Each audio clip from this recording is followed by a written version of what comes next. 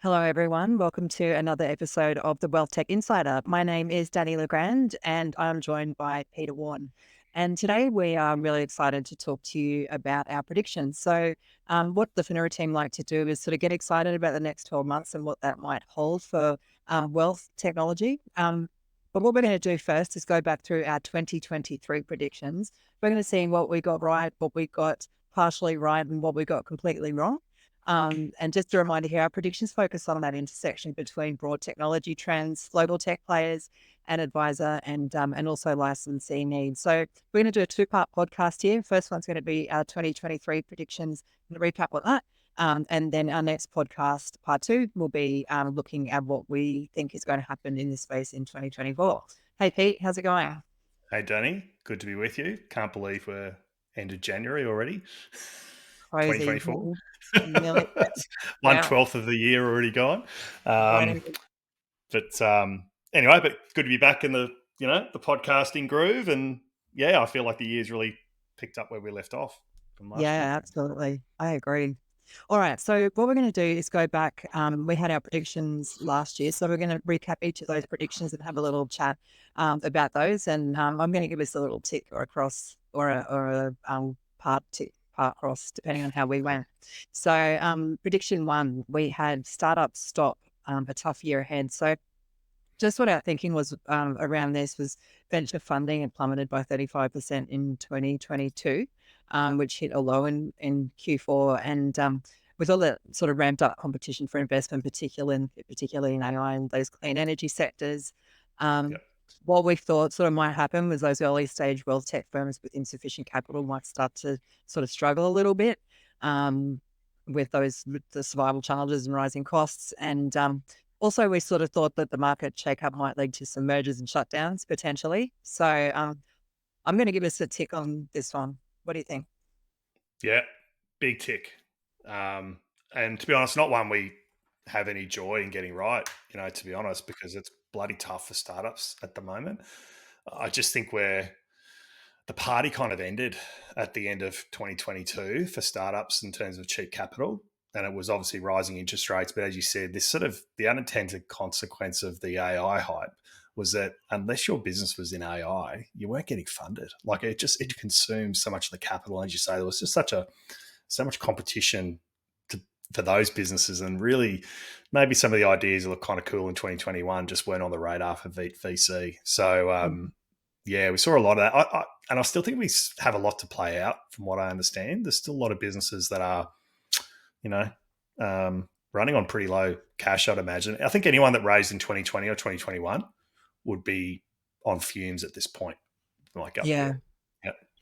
yeah. And do you think too, like with wealth tech in Australia, it's obviously really hard, and we know this because we sort of work with some of the vendors as well. And with the shrinking advisor market, that our advisor market isn't large here in Australia. It's really sort of hard, especially when you've got incumbents like Xplan, Mm. Advisorlogy, or Morningstar, to really sort of hit the ground and get some traction.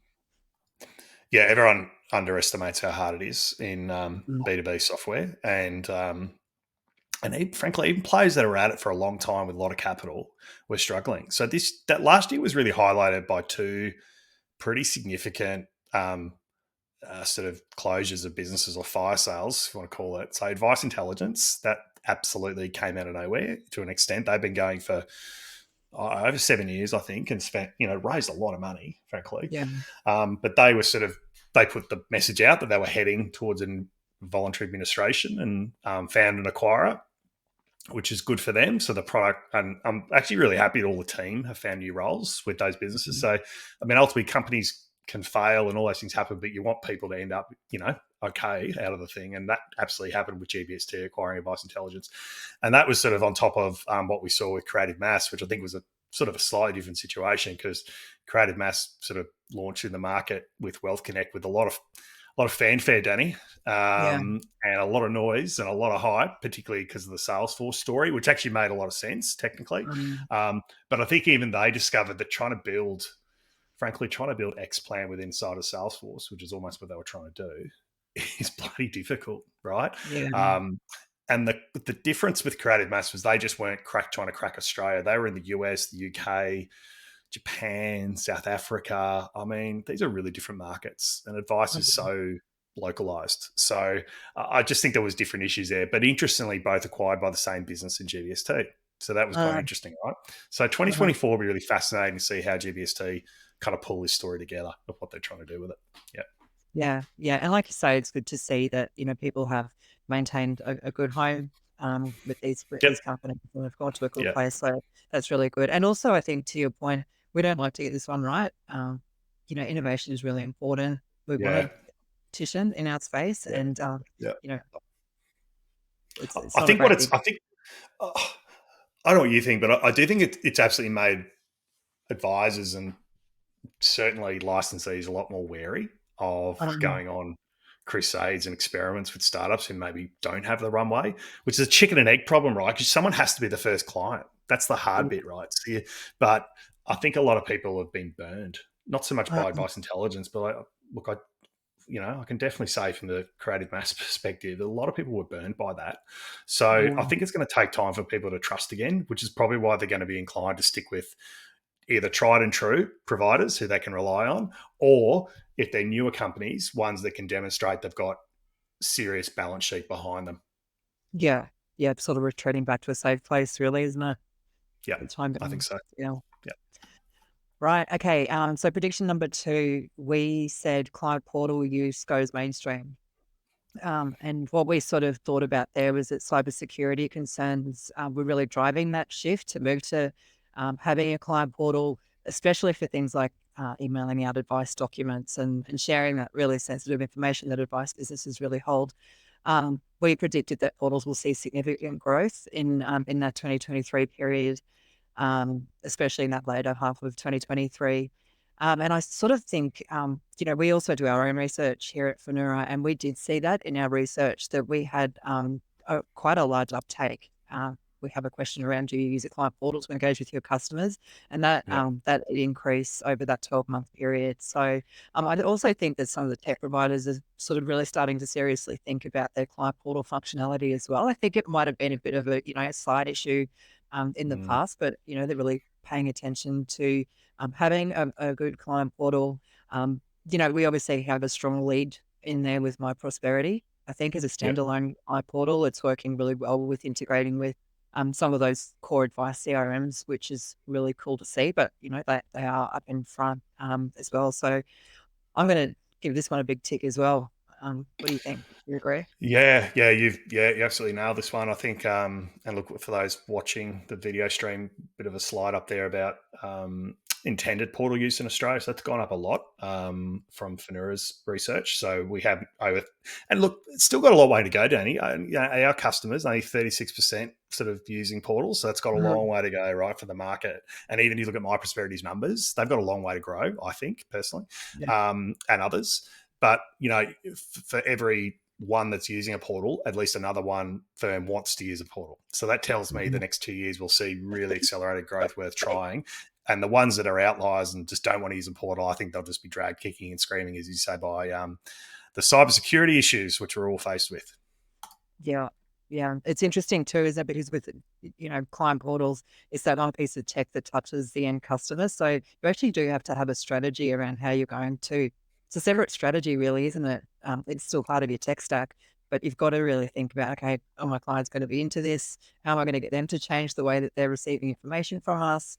Am I going to give full functionality of this portal to all of my clients or just part of them? So it's Yeah, got to be a really well thought out process, I think. yeah, it's a big decision, isn't it? Because oh, I would imagine, Danny, that once you implement it, it's pretty hard to change it.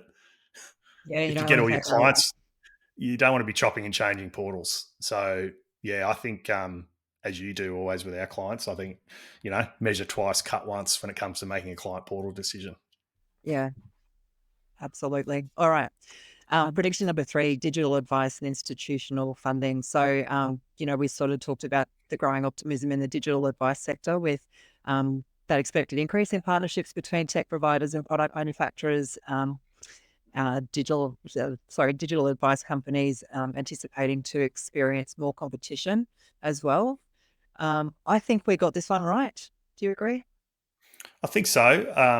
I guess the institutional interest was probably more we saw from an equity ownership perspective. I think, there's a lot of product manufacturers, superannuation funds that, anticipate that they'll have to have a digital device offering. And these markets are certainly more progressed in the UK, for example, where a lot will have digital offering. So probably one notable example, like Ignition Advice, who are, been around a long time now, have a lot of UK clients, no one in Australia though, but they have got an institutional backer here in Australia who's not publicly identified, but it's certainly a very large business. So that was a good indication to me that we probably got this one right. I think it'll become more obvious in the future as to what the institutional interest really is in digital advice. And the other interesting point for us was probably looking at businesses like Ativo, who we work with a bit. They have 11,000 consumers that have used their platform now. That's a lot, Yeah. So I sort of the model is there. It's just that I think, and the tech's certainly there, but I think what no one's quite got right is the deployment model at scale. So we'll Mhm. probably talk about that in 2024 predictions. But I think we got a lot of work to do to work out how we're just going to implement digital advice across the sector. Yeah. Yeah. Yeah. Good call. All right. Prediction number five. Sorry, prediction number four. Platform technology arms race grows. So we saw, or we sort of talking about the platform technology sector, seeing that race for growth amongst the leaders, Hub24, NetWealth, Macquarie, as well, and also companies like CFS and Macquarie focusing on revamping their tech offerings, Yeah. focusing on the back office as well for their users, and their advice businesses.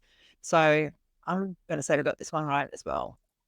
Yeah, and it's going to keep keep going. I think so. You can probably already chalk it up as a 2024. But I think what's incredible to me is that you've got billions and billions of dollars of balance sheet tied up. I mean, 7 billion between Hub and Netwealth alone, right? Which is actually Mm, more than pretty much the entire sector. So yeah. so um, and in those valuations, you've got a lot of expectation for continued growth from investors. They're going to want to see these businesses keep growing, and as the market contracts in terms of advisor numbers, I think platforms are going to look to pull whatever lever they can to firstly get a more monogamous relationship with advisors, so to really, integrate their experience. And the second part is to really improve advisor productivity because if platforms win, if advisors are more productive, platforms win. So I think that's what's driving a lot of this stuff to build advisor loyalty. And I don't know about you, but I mean, it polarizes people. But from my perspective, we kind of need the platforms to invest in this space because Mhm. they're the ones with the balance sheets to do it. It's just Yeah. there's just no getting around it. Yeah. Yeah. This is a sort of a positive one as well. I think, like, we do want to see them, playing together. And we want to see those integrations, the integrations that are happening with the platforms and those technology partners as well. I think that's a really positive thing because again, we sort Mm, of haven't. There's a lot of problems with things like data feeds and all that sort of stuff that's happened in the past. Um, going into the advice CRMs and that sort of thing. So I think it's a really good thing, and I'd love to see this sort of continue to progress into the future because it just means we're going to get better data, better technology use, more efficiencies, all that sort of stuff. yeah, and like I love what CFS did with Edge. They've launched Yeah. a product with FNZ technology which has got integrations, and they've not only just taken those but built some for here locally for Australia. Integrating with Iris and actually My Prosperity, which was acquired by a competitor of theirs. But even then they're still doing it right. So I think that's a great example of that you can have a tech strategy. It doesn't have to be ownership of tech. You can be an integrator, and I think Yeah. be really great to see how CFS goes with that as a play. Mhm. But in again on the screen here, just got a few other examples. Like in the UK, Intellify launched a joint platform offer with SS&C. So there you have an advice tech actually leading the platform sales story, which would be unimaginable here in Australia, I think, for platforms to do it that way. But that's the way Intellify is going. And the US, for example, Schwab, one of the custody platforms there, have built integrations into Salesforce, which would be really fascinating. So I think this will keep happening. And despite what a lot of people think, we kind of need platforms to invest in this sector. They've got all the balance sheet, and I'm a hell of a lot happier with, frankly, the independent platforms controlling the balance sheet than I was when the banks were. So Yeah. because they're more innovative, they are more innovative. There's no Yeah. question about that. So this is great, and it was obviously all capped off by Hub acquiring My Prosperity, right? Yeah, that was a good move. Hey? Yeah, I mean, I think they got it cheap personally, 40 million. I mean, a lot of people thought they overpaid, but when you think about it, it basically bought them 10 years of development catch up footy, Uh-huh. one deal.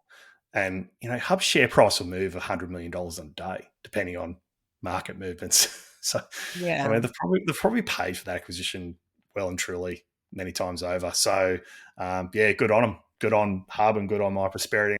See more action like that in this space. that's a real synergy, isn't it? Having the platform, and then a good quality client portal as well together in that offering. If you're a Yeah, Hub 24 user and you want a client portal offering, you go. Yeah, I think yeah. that And, is and Net really Wealth are doing, and not just Hub, like Net Wealth are investing yeah, heavily in portals, and they've built some really interesting portals and high quality UI. And yes, that's not just Hub; others will do it. But I guess My Prosperity had that unique factor that they'd already built so many of the other integrations into the accounting market, and that's particularly interesting to me. So, yeah, I think this area is going to hot up a lot. Yeah, yeah, agreed. All right, prediction number five, we had fewer foreign raiders. So since 2020, many of the international tech companies had struggled to establish a foothold in new markets. I think sort of underestimating that the local needs and what advisors expect out of their technology, and also just lacking that local presence, I think is probably really hindered that progress for the foreign companies coming over here. I think, as you said earlier, advisors are cautious at approaching and adopting new technology. They may have been burned yeah, before, and they're treading cautiously and staying safe potentially as well. So that's probably something else that's hurting these companies. I'm going to say that we got this one right as well. We have sort of seen a little bit of a slowdown there. yeah. I mean, really, since Intelliflow, right? There hasn't really been Mm. a new player of substance, and we can't disclose the names. We've obviously had companies come to us and ask us to give them a bit of guidance on should they come to Australia and where are the gaps and all that opportunities. And to be honest, the minute we tell them the advisor number changes and dynamics in the market, they run off pretty quickly. So Yeah. I just think it's an addressable market issue, right? 10,000 Mm. advisors is just not enough to get a business excited when they can go and talk to 200,000 in the US or whatever the numbers are. Yeah. Yeah. Yeah. Great. All right. And our final prediction, prediction number six, true AI use cases in advice emerge. So AI, we can't stop talking about it. It's everywhere. Everyone's talking about AI. So back then when we made this prediction, it was the release of ChatGPT 3 by OpenAI. We saw that as a critical moment for the practical AI application in the financial advice industry. Um, Signaling maybe, move from hype to actual practical application there. So we also said that advisors are expected to start using AI natively within Microsoft 365 in 2023 and 24. Um, and I'm going to give us a tick here, particularly around that second point around using AI natively with Microsoft 365. We've seen Copilot being released in this last part of 2023. Yeah. Advisors are really sort of starting to think about how they can use AI in their businesses. So I'm going to give us a tick for that. Yeah, 100%. Yeah, I think you were bang on. I mean, I think we almost underestimated it, Danny, to an extent, right? I mean, how many queries do we get about it? It's unbelievable. Mhm. I Yeah, mean, a no one lot. wants to talk about data quality and cybersecurity and like everyone just want to Boring hit stuff. everything with the AI stick, right? And actually, I'll just share this for those playing at home. Your data here around, willingness to use AI. So this is not following a typical product adoption curve. So product adoption curves typically tell you that you have these sort of early adopters, the 5% of the market that sort of are happy to experiment with new technologies, idiots like me that buy fold phones really early to see if the tech works and give it a go. And it just takes time, right? Or electric cars or whatever the thing is, right? There's just people out there that want to have a crack. But this AI thing, that's thrown that on its head. I would say half of people, and your data absolutely enforces this, I think that they're prepared and ready to use AI. Mm, I can't think of another technology like it in that regard. no. Yeah. And Um, I also, do you sort of think my version of prepared and your version of prepared might be different to what an advice businesses perception Mm, of prepared means. And, but that's because we look, overall at what's happening with the tech stack in an advice business. And I mm. think for us, we're sort of looking at this, as more of a potential feature or, assistant or whatever you want to do, just to increase some small efficiencies around the things that you do day to day. But I personally don't think we're going to be throwing this into in front of our clients in a huge way. I may change my mind and might have to eat my words in a few months' time, depending on how quickly this goes. I'm prepared to do that. But I think we've got a lot of other things to focus on. We've got to get that boring foundational stuff right before Yeah, we well, I do. think I love that you've been the voice of reason about AI, Danny, for the for the whole year. Even when I've got a bit excited about it or carried away, you've been the right. You've been right, because I think. I mean, even when we're experimenting with Copilot, right, Danny, it's a totally different way of working. You really have to Mhm. change your behaviours, and I think, gee, it's pretty hard to get people to use new software, change how they do things, right, in a traditional sense. You throw AI in the mix, it's a completely different way of interacting with software. So yeah, I think we're probably just everyone's probably just excited by its possibility, and I think um, this element here around. So we've just got a bit of detail here for those watching the video on why people see AI as so attractive for an advice business, and it's all about back office efficiency and margins. So the advice businesses I talk to are facing the biggest issues they're facing are salary pressure in their back and middle offices. So high inflation environment, people asking for pay rises, war for talent, which is a challenge. A lot of businesses have probably relied on outsourcing to overseas, offshoring effectively to sort of bridge the gap there. But now that's not as cheap as it used to be. And equally, um, those costs have escalated because you're just throwing people at the problem, inefficient things. So you've got to think carefully about that. And so I think a lot of people are saying, well, here we are. Like we really see incremental efficiency gains being the thing we're really shooting for here. So I think people will, but to get those, they're going to have to invest not just cash but time to retrain staff. Yeah. Because you've got to adjust your Um, process, right? If this is going to fall part of your workflow, where is this? Where are you going to put those efficiencies? Is it in implementation? Is it at the final review phase? You sort of yeah, have to reach in, or sorry, have a really good strategic think about um, yeah, your process. 100%. Right. Um, I think we got a perfect score, six Played it out of too six. safe, Danny. Played it too safe. Yeah. We need to. So I think we've gone a optimism. bit harder on the predictions this year. So Yeah. I'd like to get a few more wrong. So yeah, but it just goes to show sometimes that I think things with technology and macro cycles are pretty predictable. It's humans that are less predictable. So Yeah. I think there's those elements that that interest me more around things like adoption of AI and what actually happens in reality.